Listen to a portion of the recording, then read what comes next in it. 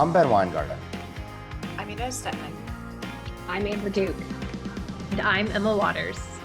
And this is NatCon Squad, where common good and common sense meet. NatCon Squad is produced by the Edmund Burke Foundation, the home for national conservatism. Subscribe now on Apple Podcasts, Stitcher, Spotify, YouTube, or wherever you get your podcasts. As always, we've got a diverse and interesting array of topics for this week. We're going to kick off with RFK Jr.'s endorsement of former President Donald Trump with Amber. Then Emma is going to speak a bit to the Trump assassination attempt cover-up by the feds. I'll look skeptically at Mark Zuckerberg's purported mea culpa regarding Facebook's or Meta's election interference in recent cycles. And last but not least, Inez will take us home by talking about the arrest of Telegram's CEO and the broader EU crackdown on free speech that we're seeing unfold in real time. So with that, let's start off by kicking it off to Amber. Yes, so RFK Jr. and also Tulsi Gabbard, I think is worth a mention, two former Democrats, both endorsed Donald Trump in the 2024 presidential election. RFK Jr.'s endorsement was relatively more noteworthy because he was still in the presidential race as an independent candidate. He dropped out before endorsing Trump, and Tulsi Gabbard obviously was not actively running. And I think she had sort of a slower burn to her embracing the Republican Party. And I think her endorsement was a little more obvious. But so RFK Jr. says that he talked to Trump on the issues that are most important to him, which are issues of American health. And it's really fascinating to see one of the two major party candidates sort of embrace this message that has had an undercurrent, I think, in especially new right conservative politics for some time online, which is the idea that seed oils and food dyes and overly processed foods are making Americans sick. This has been a central tenet of RFK's platform, and he said that when he talked to Trump about this, he found that him and Trump agreed on a lot of these issues. Maybe surprising from the candidate who is known for loving McDonald's, but of course we all have our vices. I've known to love McDonald's every now and then too. And their new slogan that they're going with is "Make America Healthy Again." I believe it's also interesting that you have these two sort of anti-interventionists when it comes to foreign policy, former Democrats endorsing Trump, as he has been the candidate that has been most consistent on that issue in terms of our posture towards endless wars, whether Afghanistan, Syria, or most recently, the sort of proxy war that's been taking place between Russia and Ukraine. RFK Jr. went to a huge rally with Trump in Phoenix, Arizona, where they had 20,000 people. Somewhat hilariously came out to My Hero by the Foo Fighters with a bunch of pyrotechnics behind him. Really great stagecraft, I would say, from the Trump campaign. And he is now going to actively campaign for Trump. He also did an interview with Dr. Phil that I thought was interesting, where he really broke down the numbers and the explanation for why he decided to drop out and endorse Trump. Of course, he said that he might not agree with Trump on everything, but he pretty much didn't agree with Kamala on anything. And when he looked at the numbers, he found that 57% of his likely supporters were people who would vote for Trump if he were not in the race, as opposed to a smaller proportion of his supporters choosing to vote for Kamala or not at all. And he felt like he had an obligation basically to ensure that he did whatever he could to have essentially the lesser of two evils win the presidency. And he could not feel morally right if he stayed in knowing that his presence in the race would probably help Kamala more than it would help Trump. So I'm curious what you all think about the overlap between these two candidates, and especially from a polling perspective, how much his endorsement is really going to help Trump. I think this is a really interesting fulfillment of and continuation of what we saw begin in 2016 when Trump was first elected, namely the realignment of American politics away from these sort of traditional Republican and Democratic lines that we had for so long. And now seeing figures like Tulsi Gabbard, like RFK Jr., like even Nicole Shanahan, recognizing that what Americans want is not the Democratic Party as it is today, that it's gone so far from its base, so far from the values and traditions that many of our parents grew up with, that there is the need for this realignment that's really focused on the issues that matter most to Americans and are actually putting Americans first. And so I think seeing so many of these key players come out in support of Trump is just really furthering this movement that was started in 2016 and really, I think, pointing to just like, in many ways, it seems like the time has really come to see this realignment fully take place. With RFK, especially, I'm particularly excited because while he's not a social conservative by any means, and we probably don't agree on many of those issues, he's so very good when it comes to getting big pharma under control, really looking into what unchecked money business corporations have done, from everything from the food pyramid to vaccines, and even to the gender ideology movement, putting ideology over good medical practice. I would love to see him in the administration really taking many of these heretofore just sort of like free-for-all approaches to medical practice and business and taking that under control. I'm also really curious about what it would look like for Nicole Shanahan to join the administration. She has been working in Silicon Valley on everything from like women's reproductive health to longevity research for a long time. And so some people have laughed at her on the campaign trail, but she's really open to any sort of solutions that could actually help women better understand and better address their reproductive health. And so she's joked about how like maybe we just need more time in the sun. Maybe there's some more like interventions that we can do. But I think like that's actually an incredibly promising administration of people who are going to be incredibly supportive of free speech, but also just willing to try new ideas. And that seems to be the thing that's attracted so much of Silicon Valley to the Trump campaign, is this like vitalism, this willingness to try new ideas, not to be held back by the wrong kind of regulations and limitations, really engaging with ideas as they come across. And I've loved Tulsi Gabbard forever. I think at this point, again, not a social conservative, but like one of the coolest women we have in politics. So seeing her join the Trump administration just seems like one of the most promising moves we have to sort of painting a new picture for what like a moderate Republican governing party could look like. Yeah, I want to pick up on the word realignment. To me, a lot of these, the themes exactly that Emma has laid out about health, about pharma, about the perhaps unholy interaction between government agencies and large corporations. I mean, the buzzword back in the day for that was agency capture, right? And it was associated with the left, with Ralph Nader, with the sort of 70s, 80s left being worried about what potentially the interaction between big business and these regulatory agencies was doing to not just American health, but doing to broadly like consumer protection, right? If you remember watching TV in the 90s, like I did, there were a lot of these, like it was very popular on local news to have kind of consumer protection segments, right? Investigations into these kinds of interactions. But these were always very much a creature of the left, or at least seemingly were like sort of left aligned sort of investigations, whereas the right was much more, okay, free market, let these government, let these corporations, make money. They're producing better products at a lower price for the American people.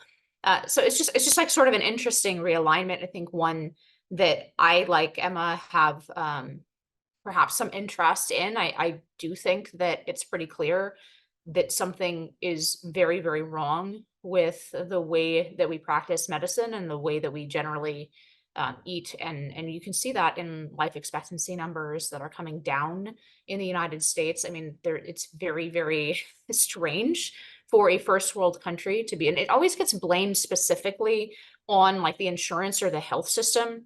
And I think that's actually to some extent wrong in the sense that it's downstream from broader American health issues. I mean, so many of our poor outcomes, for example, from maternal mortality and infant mortality, which we measure differently than European countries, to life expectancy, to chronic illness. I mean, a lot of it is downstream of lifestyle, food quality, habits, obesity levels, and all of that.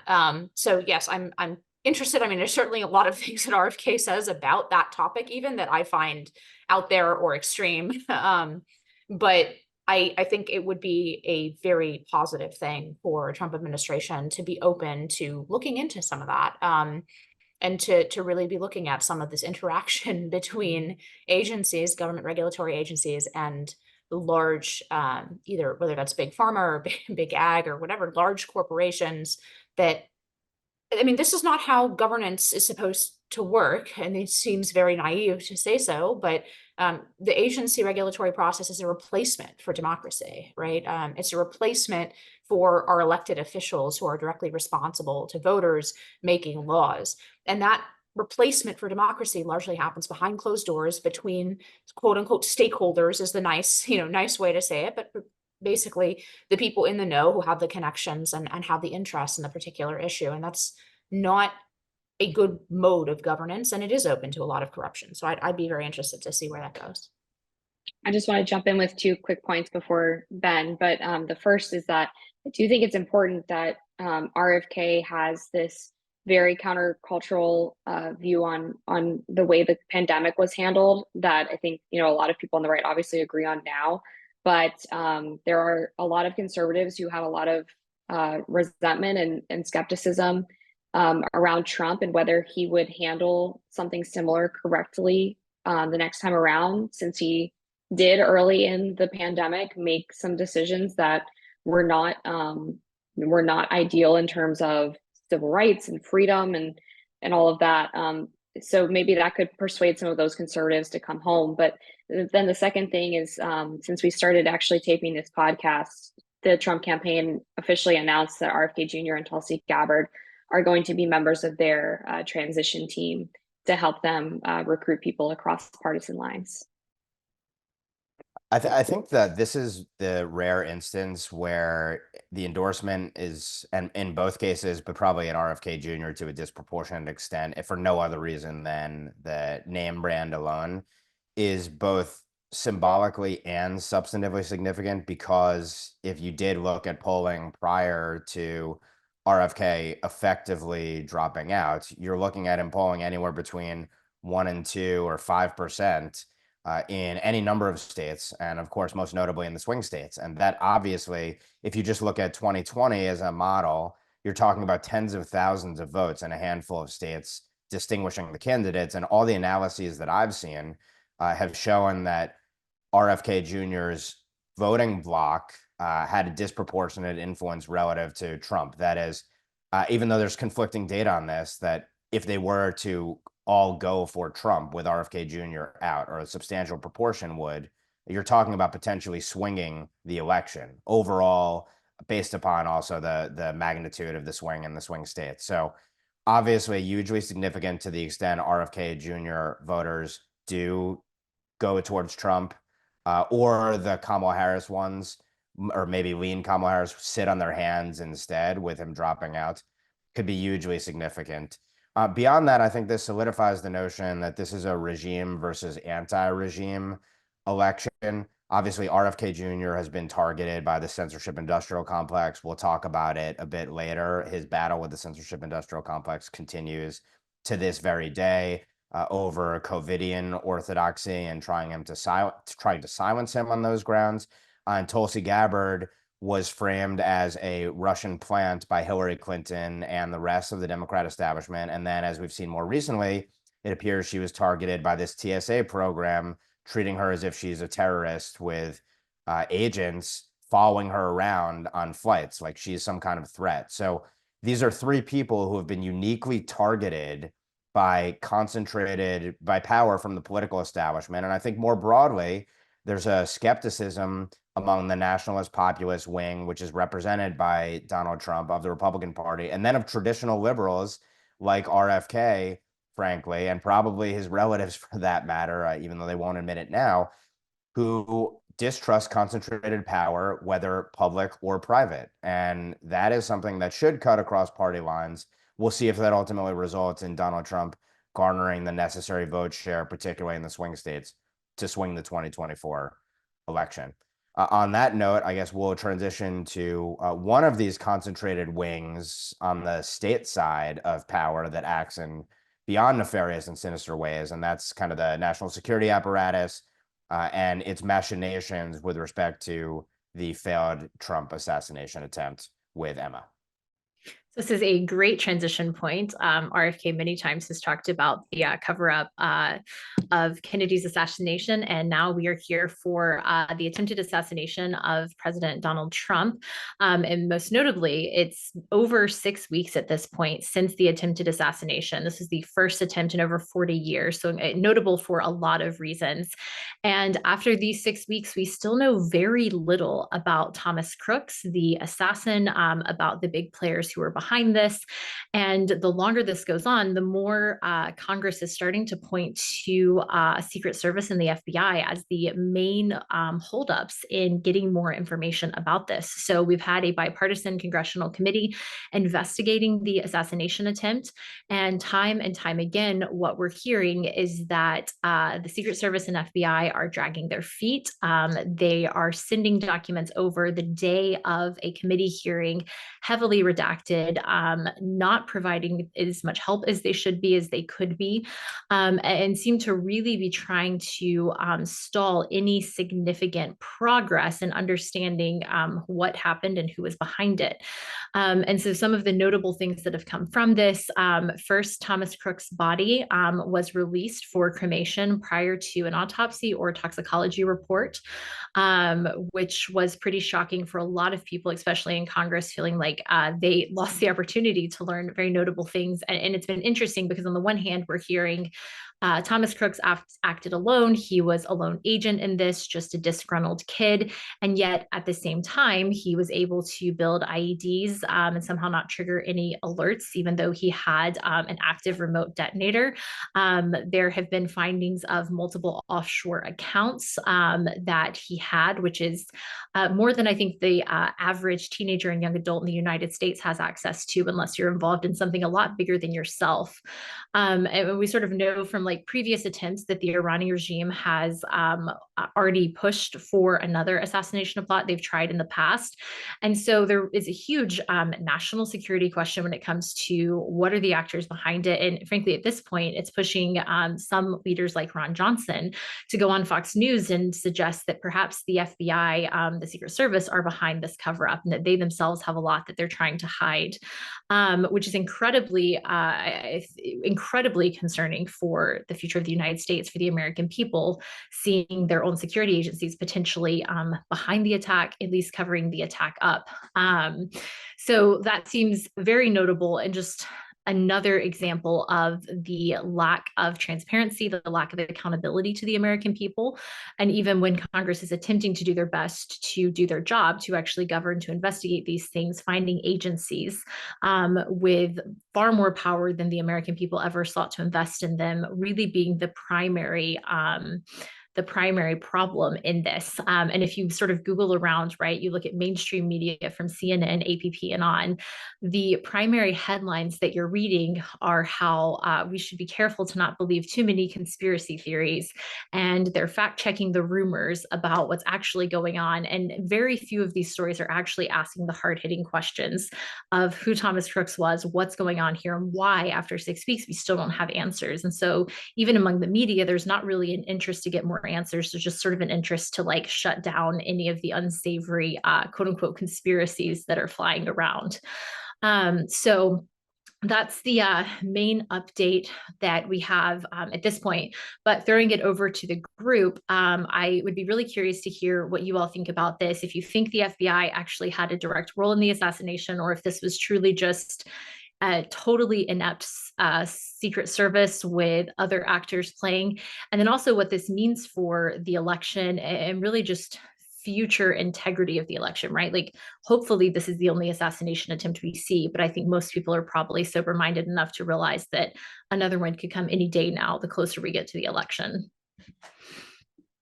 I just finished up writing a magazine piece for The Spectator that will be out in early October about the reemergence of Blue Anon in the aftermath of the shooting and the conspiracy theories that have raged from left-wing actors.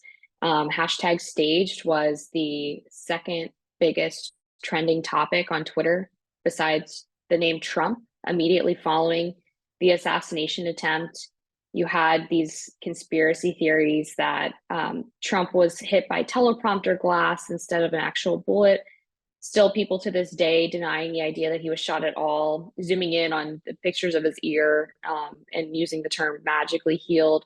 And these conspiracies have been propagated by high-level Democrats, by people on cable news who are liberal pundits. This is not relegated to just a few, people on YouTube or X or whatever.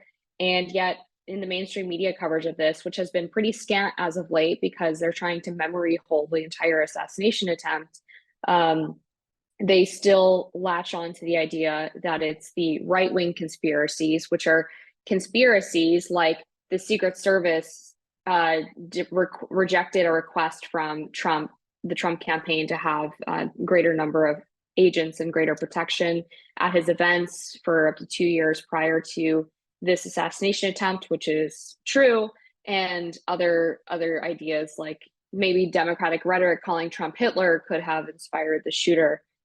So it's just an amazing about face and contradictions of themselves from the mainstream media.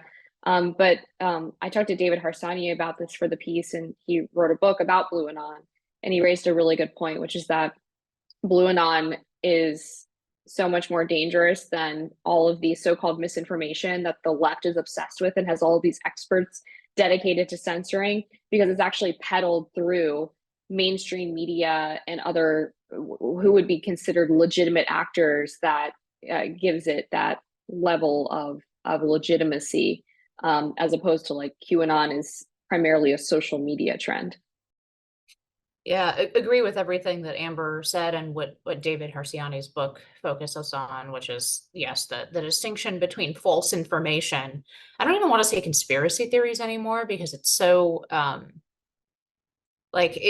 what is and isn't a conspiracy theory is grown to epic proportions, just merely pointing out, as Ron Johnson, who I don't think is known as an extreme firebrand in Congress, coming out and saying the FBI is not cooperating with the investigation into this assassination attempt from Congress, right? Like that that sounds conspiratorial to a lot of people, but that's the world in which we live.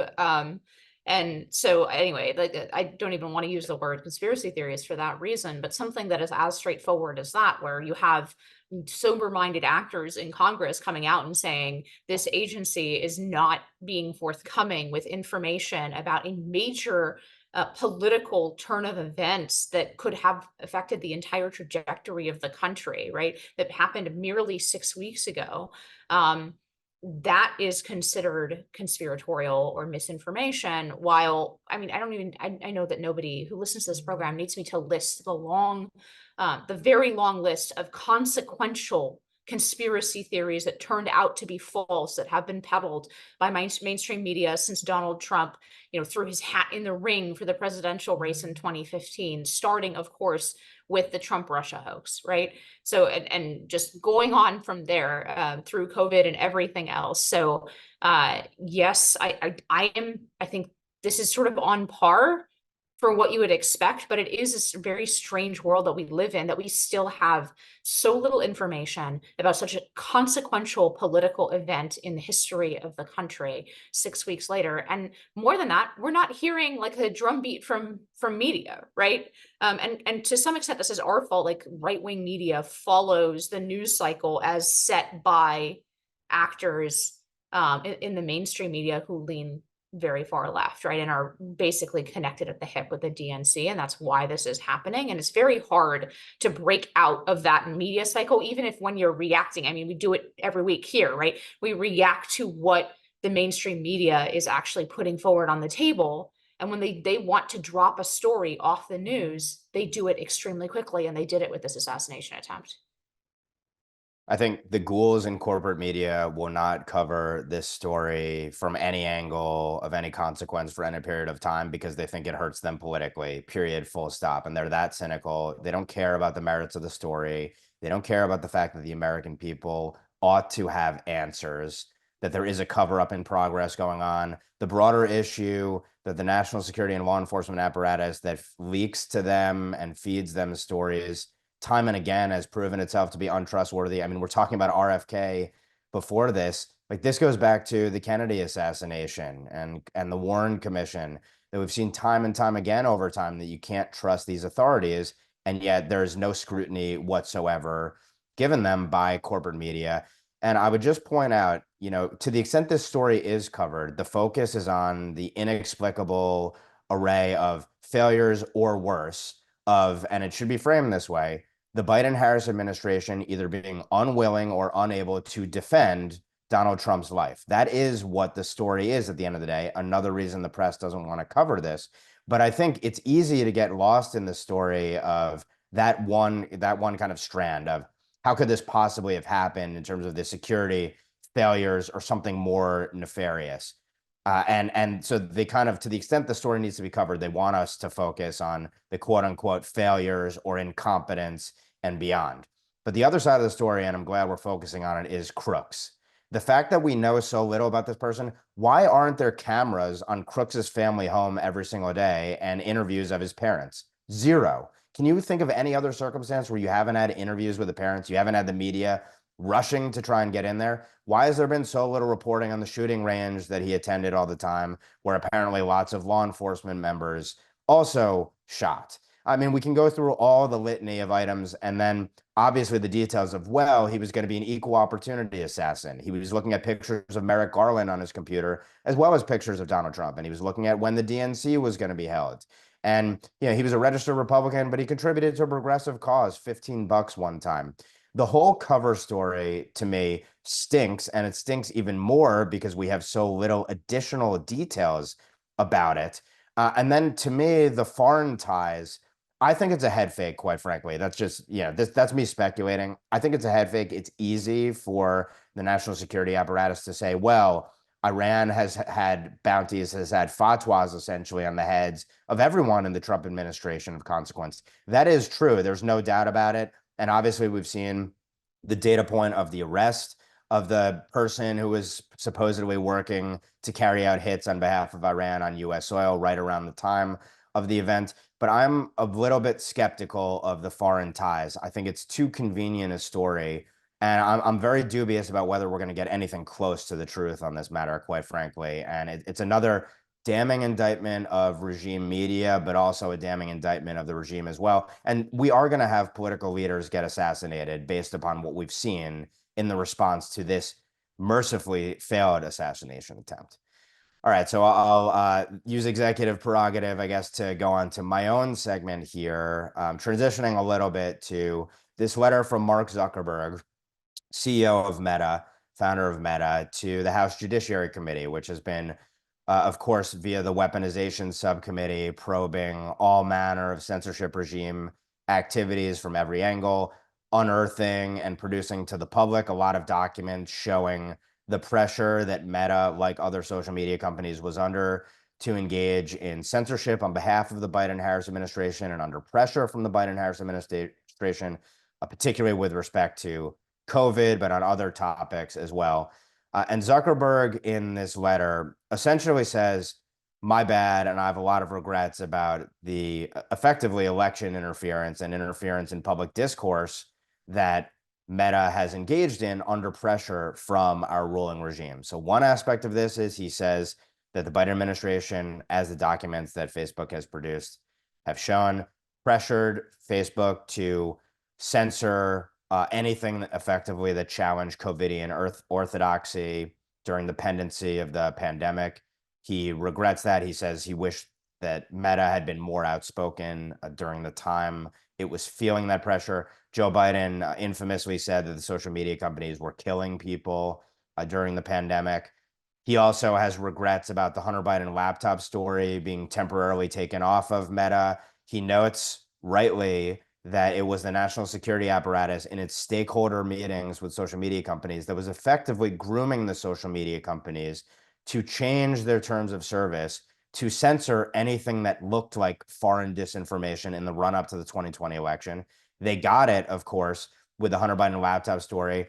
Of course, it was Tony Blinken and others who coordinated the so-called intelligence community letter, more than 50 intelligence community officials, including very senior ones, saying that this had all the classic earmarks or hallmarks of Russian disinformation so that Joe Biden could use that talking point in debate with Donald Trump. But also, of course, it furthered the narrative that the social media companies put forth that, well, this could be a foreign disinformation campaign, that the laptop from hell came from Russia, even though the FBI received it in 2019 and knew it was authentic all that time, and now have used it to help prosecute Hunter Biden. And of course, much of the information on the laptop underpins the House impeachment inquiry report that we saw and we talked about last week. And then last but not least, Zuckerberg says effectively, I'm sorry about the Zuck bucks, which were, of course, the private funding from the Chan Zuckerberg initiative to the tune of hundreds of millions of dollars in the 2020 campaign to privately finance the public administration of elections,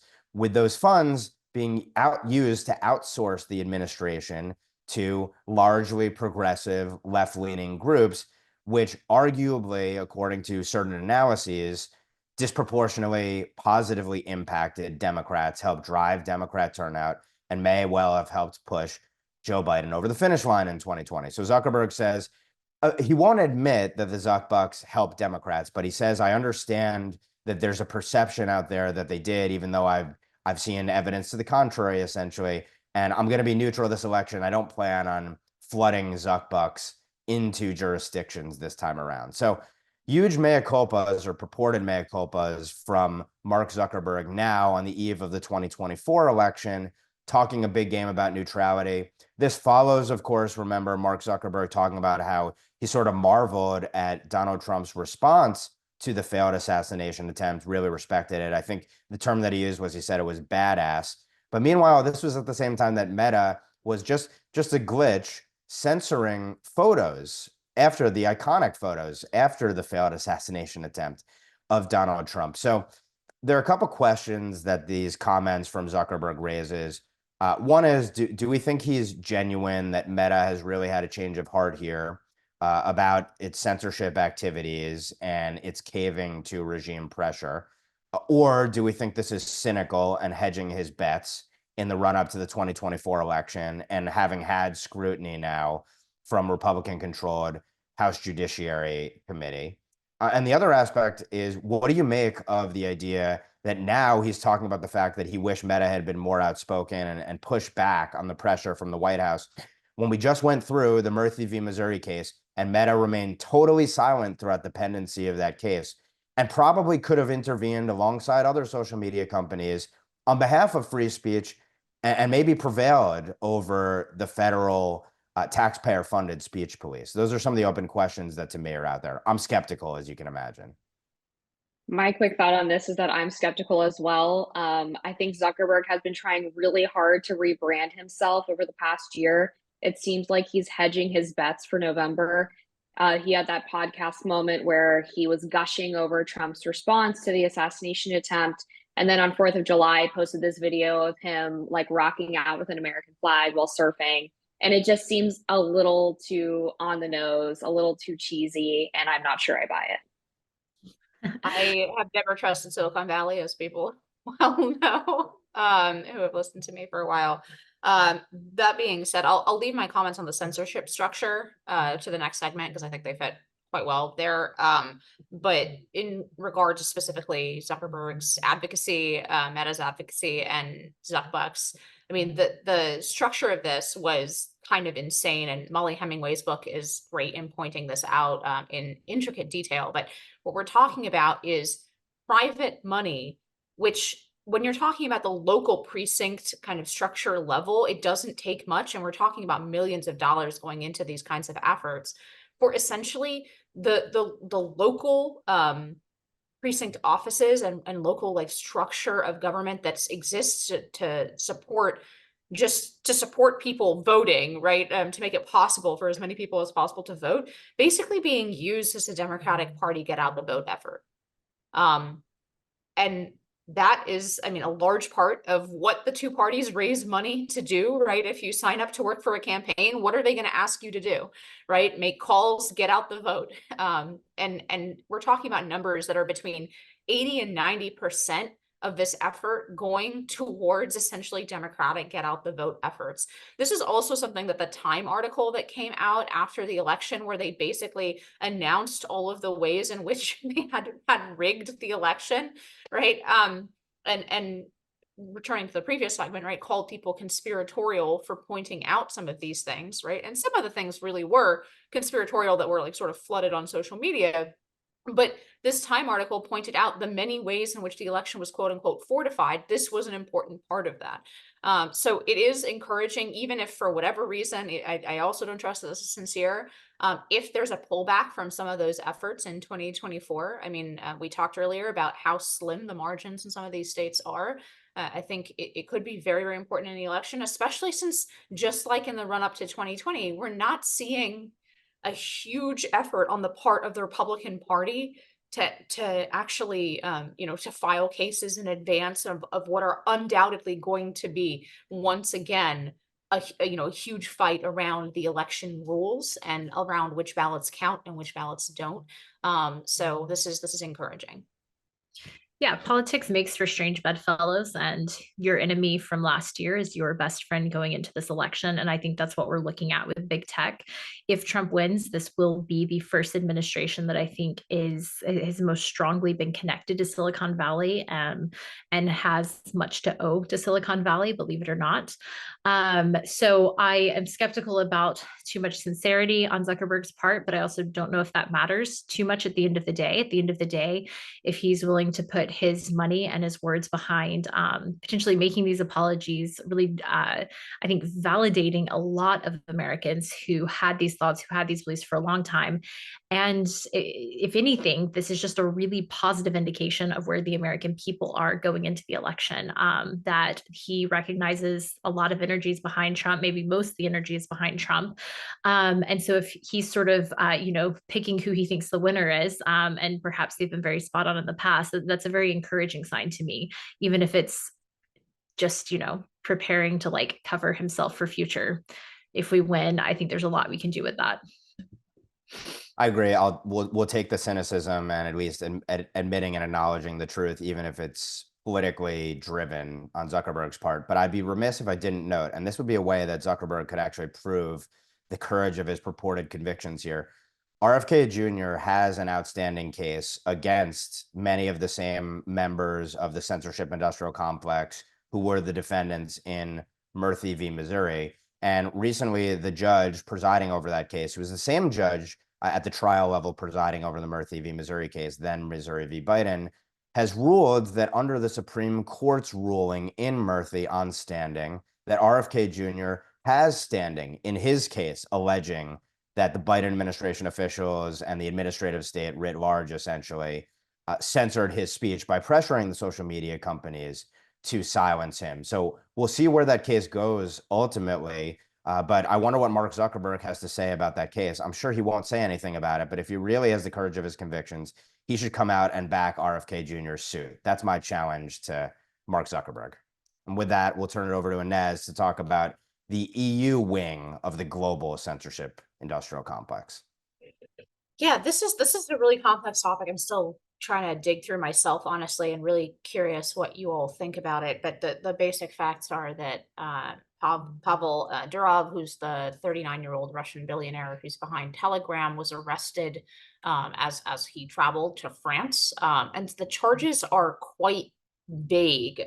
They run from failing to mitigate illegal activity, of which there is plenty on Telegram, even by any like kind of normal criminal standards, to lacking sufficient moderation over the content, right? So there is a direct free speech component or censorship component to this. And the mere act of arresting this guy to begin with, right, is itself a very extreme sort of change or indication of a change in terms of the EU and how it's going to deal with free speech online, right? Because normally, even for these kinds of concerns, which are already rife with what in the American context would be free speech concerns, right?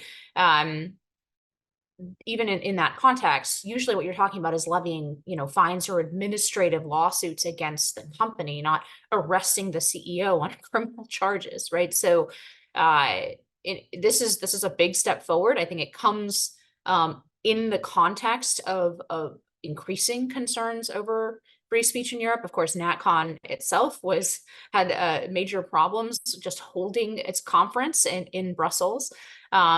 And then there was the letter that the EU sent to Elon Musk on this kind of similar issue right before the Trump-Elon stream on X, basically saying if you fail to moderate or if you allow falsehoods or misinformation to proliferate, then you could be liable, your company could be liable under EU regulations, right? So this is clearly the direction that many European countries are headed in. And I would actually add to the general EU that the UK has its own problems, obviously, with free speech, right? As we've seen in the wake of riots and then protests around immigration, where people are being arrested or hauled before courts for something that they've said online. So this is a real, it's both clearly a global problem in the sense that there are the exact same people with the exact same motivations in the US context who are trying to control, and especially what we've seen in the last 6-8 years,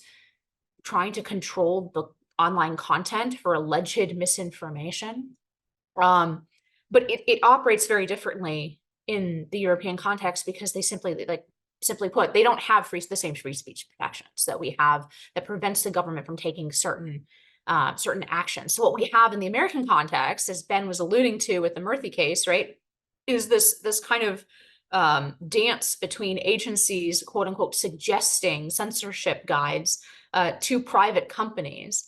And as bad as that complex is in the EU context, what we're increasingly seeing is countries moving towards direct government censorship of free speech online. This is all, I think, again, a complicated topic in part because holding Telegram, for example, responsible for criminal content that is happening on the platform, well, that's part of what conservatives have been, and as people, especially in the NatCon orbit, have been talking about with regard to American companies, if they are going to go ahead and be aggressive, censorious moderators of content, well, then it doesn't seem really fair that they're not responsible under Section 230 for the consequences of, let's say, child trafficking or illegal drug trafficking, right? Or all kinds of criminal activity that can take place on these platforms that these platforms are able to say, no, that's users, we do our best to get rid of some of this, but, we're ultimately not responsible for what the users are doing or saying. Here, Telegram is being held directly responsible, right, for the criminal activity on its platform. Now, maybe that's a balance we do in the American context want to strike and say, like, look, if you're going to be censorious, then what's good for the goose is good for the gander. You can't just censor when you want to and then claim that your hands are tied with this more criminal conduct, right? So I think the issue, like, legally is complicated, but it really, one, does highlight the differences between the systems in the United States and in the EU and the UK in terms of free speech protections. I do think that the last several years have really vindicated Madison's perspective that the necessity of the Bill of Rights, right? And his opponents were correct that those have become islands of liberty in a sea of tyranny. But it seems to me that without those islands created by the First Amendment, we would just be in the sea of tyranny, right?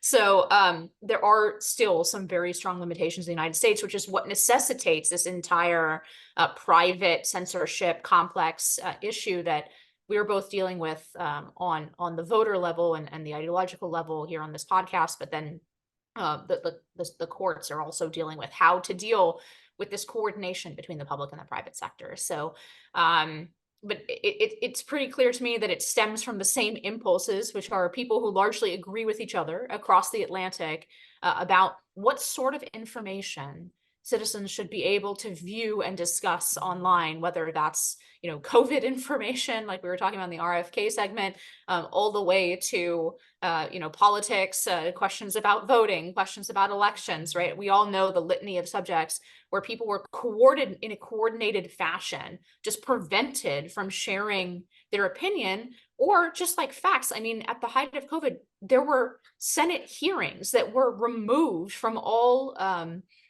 from all basically social media platforms, from YouTube, from X, or well, it was then Twitter, right? From everything else.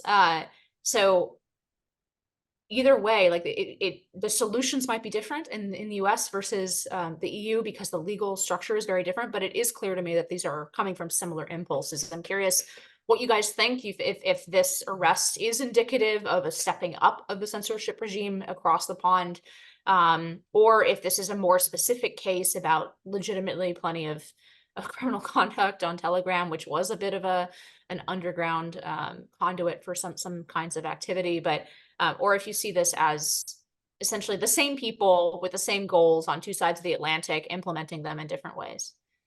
Yes, it's a really good question, as because what underlies the censorship question is a question of what is good and what is evil, what is right, what is wrong, what do we desire to be in the public and not. And I think those moral questions are what's driving this, for better and worse. And the problem is just that not everyone has a good moral compass. And certainly not everyone agrees on those core questions. And I think that's probably what's driving maybe the distinction between what you see here in the United States versus what you're seeing in Europe. But in the UK in particular, it's really interesting. We were on holiday for a couple of weeks traveling across England as people were being arrested for things that they had said online, as a lot of protests and riots were breaking out. Even just in Ireland, there were citizens being arrested simply because they said they did not want an additional influx of immigrants coming into their country, that they couldn't handle it in their cities. And those were the people who were being censored, right? The actual citizens who were being arrested. So you certainly are seeing this like weaponization of it, I think to a much greater degree with Telegram in particular. Even like right after the October 7th attacks last year, you already started seeing articles from Wired and a number of other outlets who were digging into, hey, Telegram, you had a really big part of this attack by Hamas. Like they were actively sharing the most heinous pictures and videos and almost like promotional material of their attack on Israel through Telegram. That was one of the primary ways that these images, that information was shared and that was really rallied behind. And so I think they've had their eyes on Telegram for a really long time for some of these more heinous promotions of material. Same when it comes to things like child pornography. In the United States, frequently when the FBI is taking someone down for child pornography creation, distribution, watching it, what have you, they're using Telegram, right? Like they're taking one person down, taking over their Telegram account to connect with other pedophiles in the United States. And so there's clearly a lot that's going on with Telegram that I think ought to be addressed. And this is a question I think far beyond like any answer I have today, but I think there is a serious question about like, what are the sorts of content we want available? What content do we not want available? And that's always been a question. It's just a matter of what we think is actually good. Whereas like censoring like political discourse, probably a very bad idea. Censoring child porn, probably a very good idea.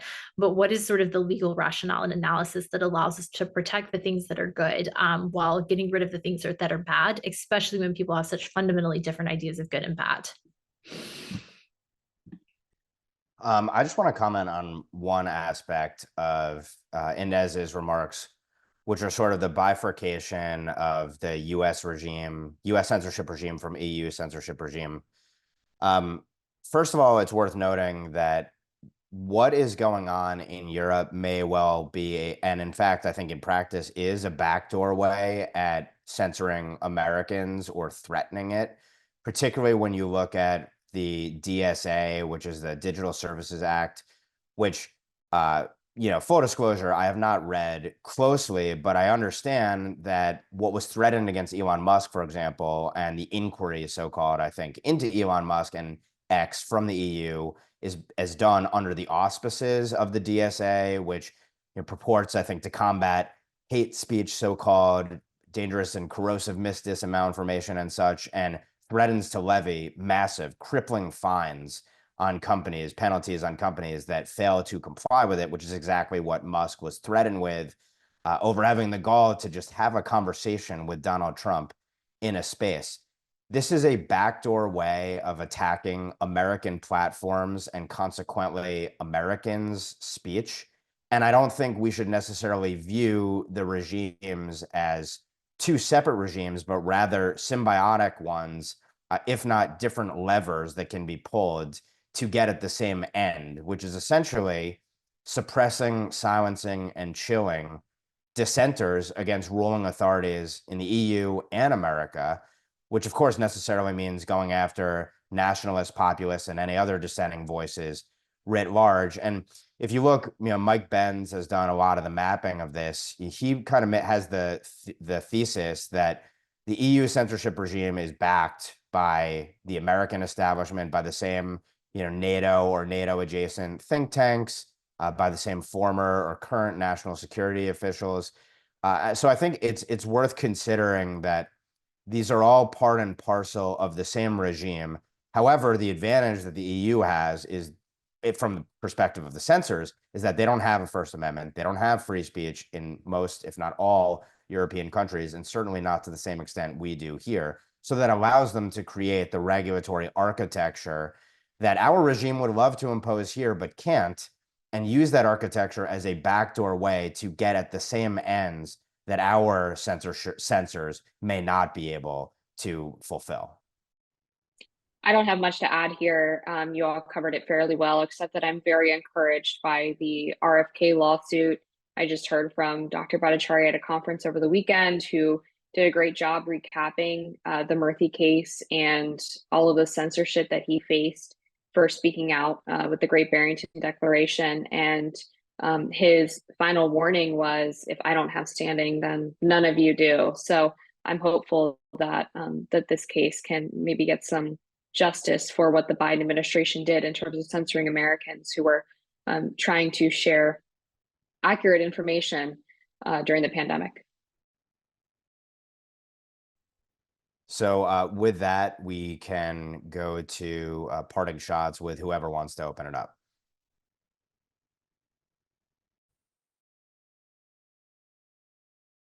I just have a remark I didn't have time to make in the RFK segment. The response of his family to this endorsement has been obscene. There's no other word for it. It's one of the features of our politics I find the most appalling.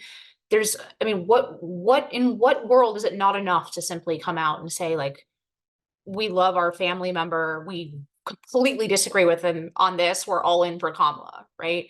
But the sort of ritual denunciation of family for political purposes, I don't know. I wanted to leave it as a remark, but I just it does smack of a real kind of like cult-like behavior, or alternatively, authoritarian, the type of things we would expect in an authoritarian regime. It's never appropriate in my view. It always reflects badly on you, on the people doing it, on the right and on the left.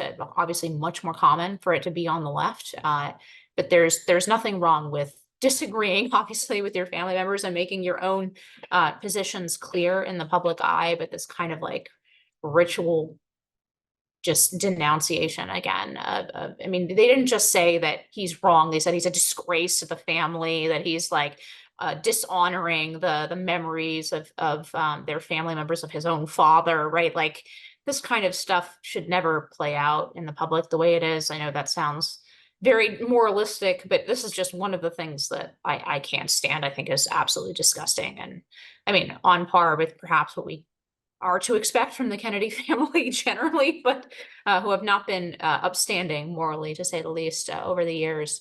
There are many examples in public life, but this is becoming more common, and I noticed it especially after January 6th, right? Like, people turning in their family members for merely being at the protest, not even like breaking the law, right? And being proud of doing so, announcing it on, it's a very, very disturbing trend, obviously primarily focused on the left, but I don't think the right is fully immune to this either. It's just a feature of our politics. And it's a feature that shows that I mean, there's nothing good that can be said about this, is all I can say. It's never good to do this, and shame on you, shame on the people who are doing it, shame on on RFK's family members who think that this makes them look good to come out and like excoriate their own family in defense of a political cause. Yeah, when your primary identity group becomes your political cause and not your family, not your actual flesh and blood, we've come to a very bleak place in American life. And I think that ties probably into the rise of the censorship regime that you and Ben talked about throughout this podcast, right? The willingness to sell people out. And so my final thought is something that Ben alluded to at the end, but I think what's so telling is it really brings the sort of like EU regulations that we're seeing, particularly in the UK, is that this really brings the idea of a global corporation to a whole new level. And to the point that something that you tweet from another country, something you say from another country, or an American citizen traveling in England, right, sends out a tweet that somehow violates one of their very precarious and sensitive free speech laws. That takes us to a whole new level where all of a sudden, simply what you say online, what you say to your friends in conversation, whether or not you're a citizen of that particular country, that could then be subject to a violation of their law. That's a really terrifying thought. What if you say something, then you travel to the country 6 months later? Do they have the right to potentially arrest you based on those free speech grounds? That's probably the concerning side of the Telegram situation, and of the laws that are developing there. Of if these platforms really are multinational globals, then like, what does that mean for everyone who's using it? And what sort of protections will exist there?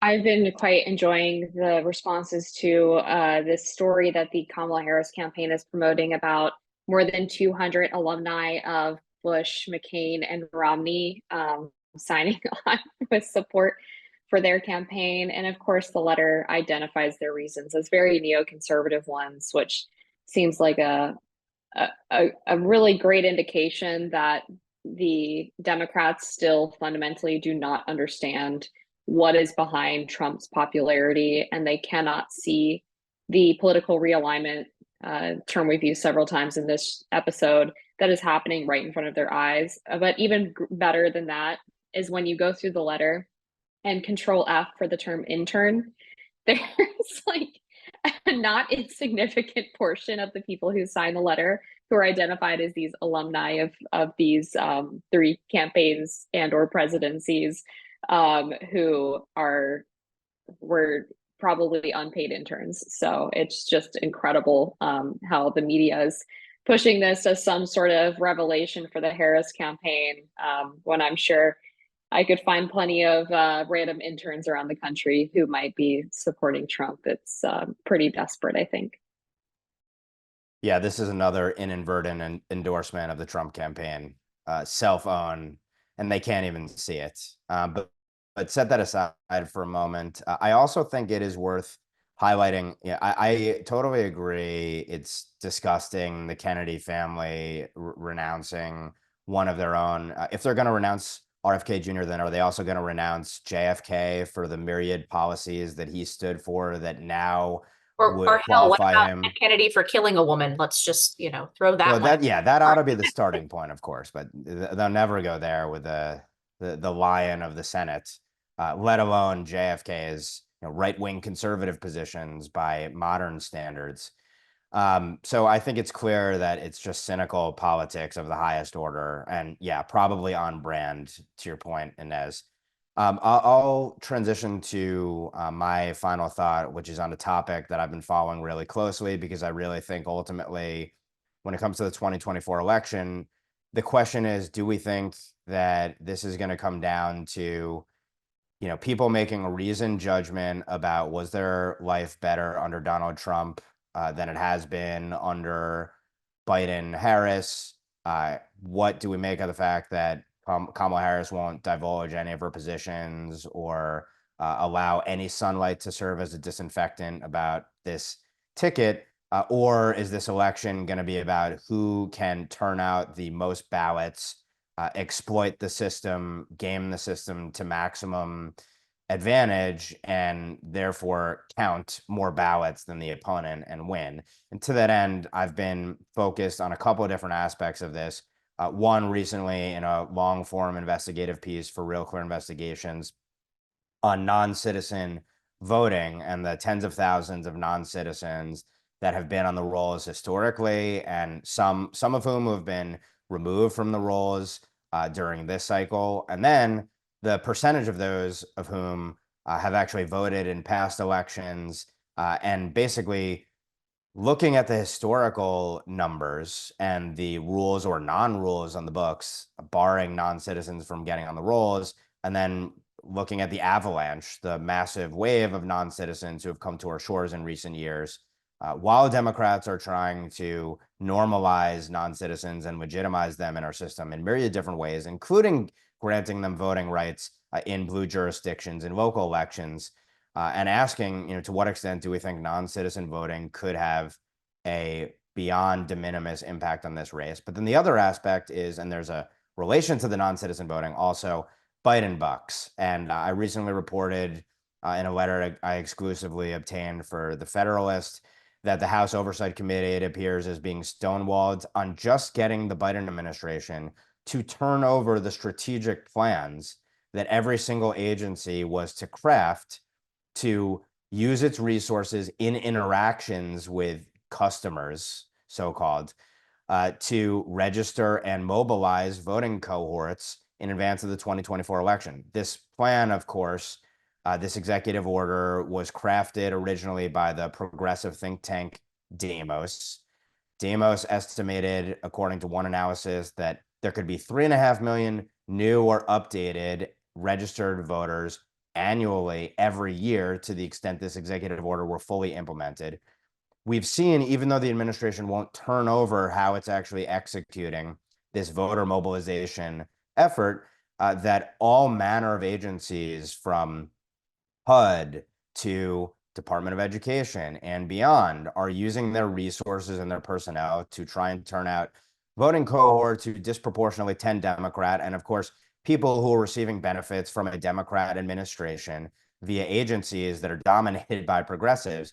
So this looks like a taxpayer-funded get-out-the-vote effort. And the cherry on top, of course, is that the administration also tasked agencies with looking to third-party groups with whom to coordinate to register and mobilize voters. And the NGOs who were supportive of this executive order and who it appears met with the administration in the planning of this order are overwhelmingly, of course, progressive groups as well.